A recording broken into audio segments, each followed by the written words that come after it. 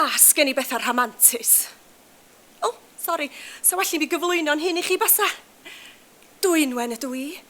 Nawddsant cariadon Cymru. Aniwelliant.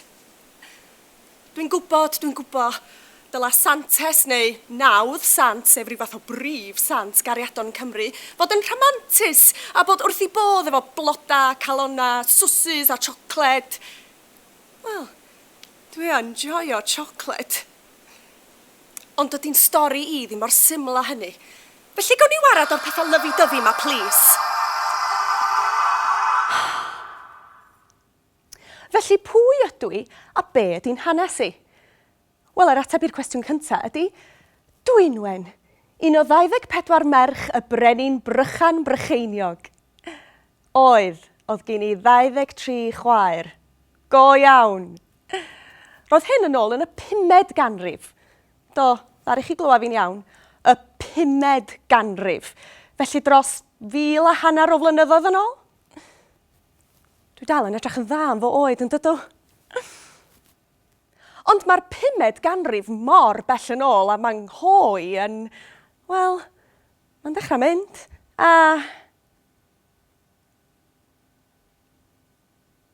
dwi'n cweit yn siŵr pwy ydw I na be di'n hanes I a bod yn onest efo chi. A dydy'r llyfrau hanes ma ddim yn cofio'n iawn chwaith. Neb yn gwybod y gwir go iawn am I fod mor bell yn ôl. Dim hyd yn oed hwn, y llyfr hyd a lledrith yma.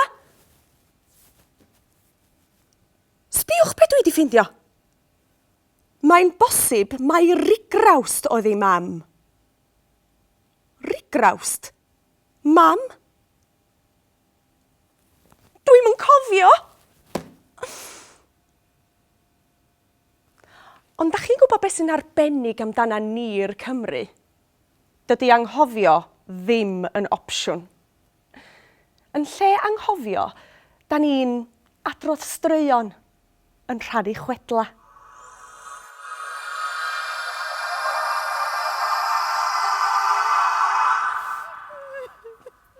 Sbiwch arna I, yn torri'n nghalon. Yn ôl y llyfrau hanes ma, dyma lle mae'n stori i'n cychwyn. Dwi'n crio, wedi fy mrifo. Na, dwi'n wedi disgyn a llosgyn hyn am byd felly. Wedi fy mrifo gan serch. A dyma pwy sy ar fai. Meilon dafodryll. O'n I mewn cariad hefo fo. Wrth fy modd. Ond roedd Meilon... Esgusodwch fi.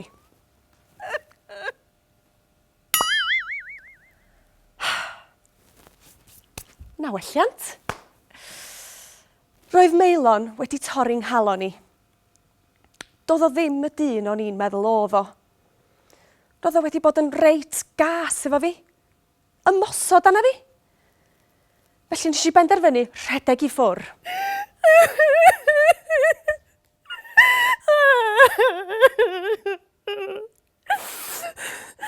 A dyma fi'n dechrau gweddio. Gweddio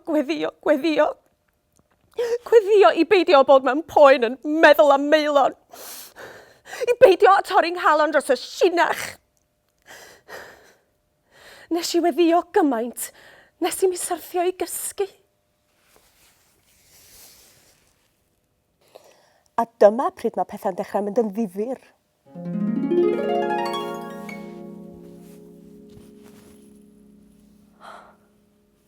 A dyma fi'n dechrau breuddwydio. A dyma 'na angel yn ymddangos. Peidiwch ag ofni, canis mae gennyf newyddion da o lawenydd mawr. Angel, stori anghywir. Stori'r geni di'r lein yna. O, ie? O, sori. O, ie, Dwynwen. Oce. Ef y ddiod yma, I leddfu dy boen a thrwsio dy galon. Diolch, Angel. Dwi ddim fel arfer yn cymryd diod gyn bobl ddiarth, ond ymreiddwyd I ydy hon, a mi o'n I wedi bod yn gweddio a gweddio. Mae'n eitha amlwg i mi mae angel gan Dduw ydy hon.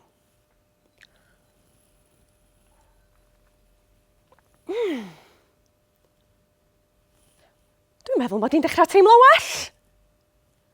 Yndw, dwi'n meddwl y mod i. Pam ti'n chwerthu'n gymaint? Wel, mi fyddi di'n teimlo lot gwell pan weli di beth sydd wedi digwydd i Meilon. Rosyd, roedd y diod yma wedi troi Meilon yn dalp o rew. Roedd o wedi rhewin gorn.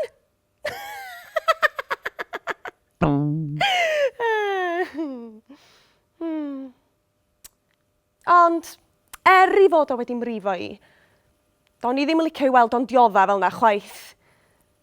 Ond be ddudodd yr angel nesaf ar un rhyfeddu i? Am i ti fod yn ddewr a troi oddi wrth Meilon Creulon, mae Duw am i ti gael 3 dymuniad. 3 dymuniad? Ar ôl yr holl weddion a nes i, roedd Duw am adael i mi gael 3 pheth. Rwan, swn i wedi gallu gofyn am lond gwlad o siocled. Neu gi bach anwes hollol ciwt. Ond na, ddim fel na mae Duw yn gweithio, ac o'n i'n gwybod fod hyn yn rhywbeth llawar mwy pwysig. Felly, yn gyntaf, mi nes i ofyn wrth Duw ddadma'r Meilon. Dadrewi, dadleth. Pam fod na gymaint o eiriau Cymraeg am doddi rhew? Be oedd yn bwysig am hynny oedd mod i madda i Meilon. Madda. Ydych chi wedi clywed y gair yna o'r blaen? Bod rhywun yn gwneud rhywbeth drwg i ni, da ni'n penderfynu peidio dal dig a derbyn bod pawb yn gwneud camgymeriadau. Felly dyna oedd dymuniad 1, dadma'r Meilon.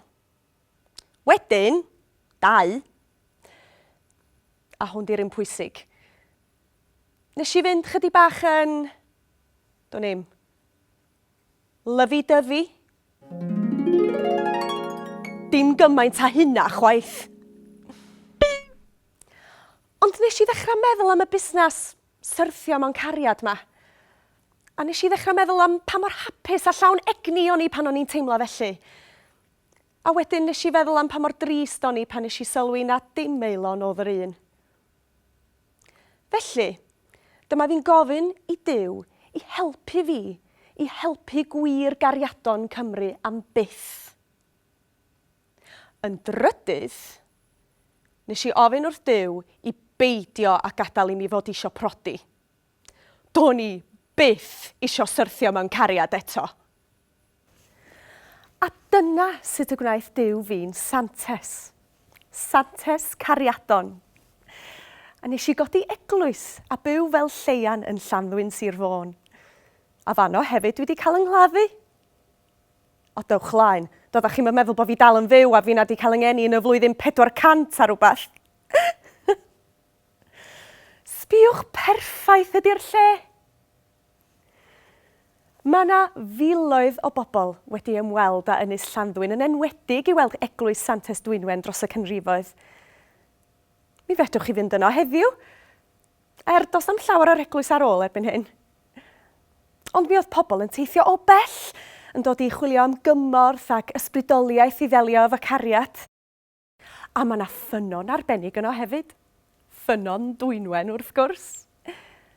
A mi fydai gyfrinach wrthach chi.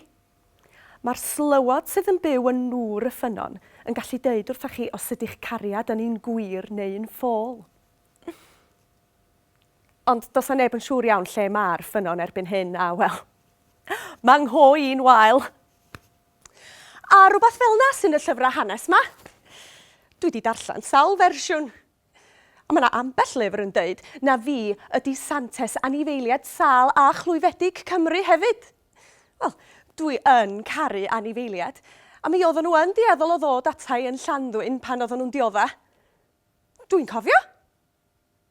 Dwi'n meddwl.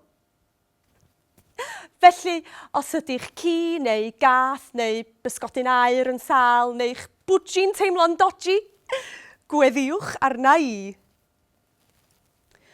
Ond mae yna un peth pwysig nad ydy'r llyfrau hanes ma'n ddeud wrthach chi. nath Duw ddim cadw at ei air yn llwyr. Ydych chi'n cofio be oedd yn rhydydd dymuniad i? Do'n i byth isio prodi, a do'n i byth isio syrthio mewn cariad eto. Wel, mae'n wir, nes i rioed fod isio prodi wedyn. Ond, mi nes i syrthio mewn cariad. A dos gen i ddim cwilydd deud wrthych chi chwaith, dwi mewn cariad efo fi fy hun. Dwi'n caru fi. A mae Duw yn gwybod fo hynny'n beth pwysig, i garu ni'n hunan mwyn caru eraill. A dyna pam mae'r 15 o Ionawr mor bwysig i bawb. Dydd Gŵyl Santes Dwynwen. Nid diwrnod cariadon, diwrnod cariad. Felly, be am i chi fynd ati i yrru neges bach i rywun? Neu gwell byth, pan anwch chi gardyn Santes Dwynwen. Mae cardyn wastad yn beth hapus a hoffus yn dydi? Reit. Dewch ar stwff lyfu-dyfu na i mi. Ww.